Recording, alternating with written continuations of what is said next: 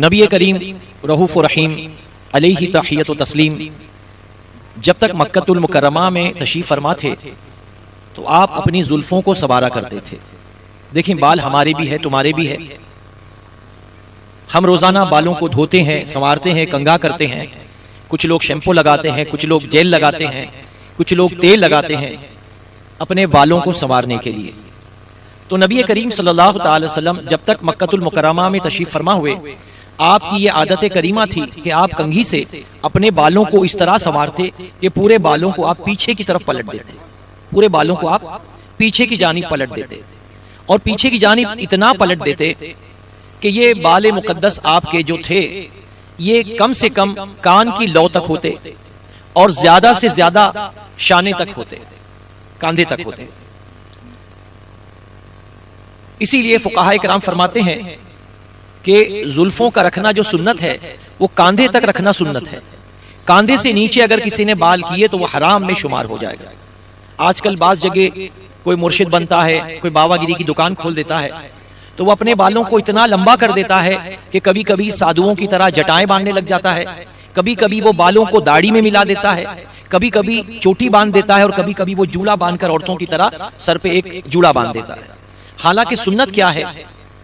کان کی لو تک رکھنا, یا تو یہاں تک رکھنا سنت ہے یا پھر شانے تک. فقہاء کرام فرماتے ہیں یا تو دوش تک یا گوش تک. کان کو گوش کہتے ہیں فارسی میں, تو یا تو گوش تک کان تک رکھنا سنت ہے یا دوش تک یعنی کاندھوں تک. اس سے نیچے بالوں کا رکھنا حرام ہے.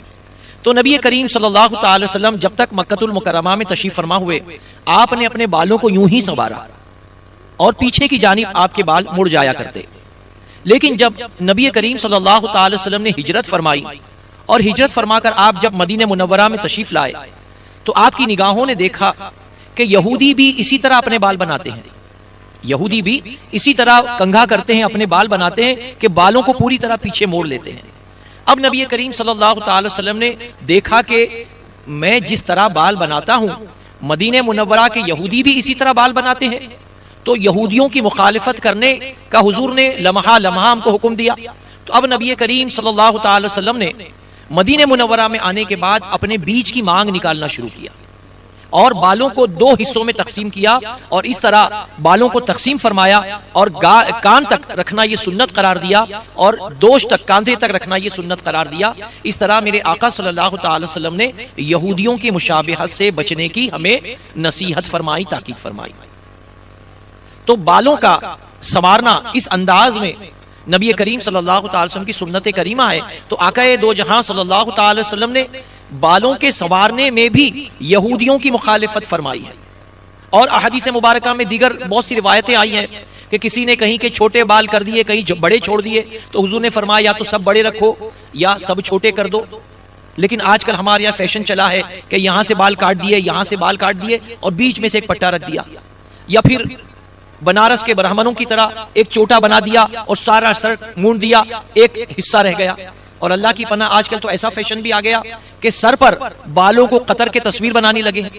یعنی فیشن کے انداز میں ہم طرح طرح کی چیزوں میں مبتلا ہوتے چلے جا رہے ہیں, جبکہ آقا کریم صلی اللہ تعالی وسلم نے ایک بال بنانے میں بھی یہودیوں کی مخالفت جو ہے اپنائی ہے, اور یہودیوں کو جو ہے اپنا دشمن جانتے ہوئے ان کی باتوں پر آپ نے عمل نہیں فرمایا.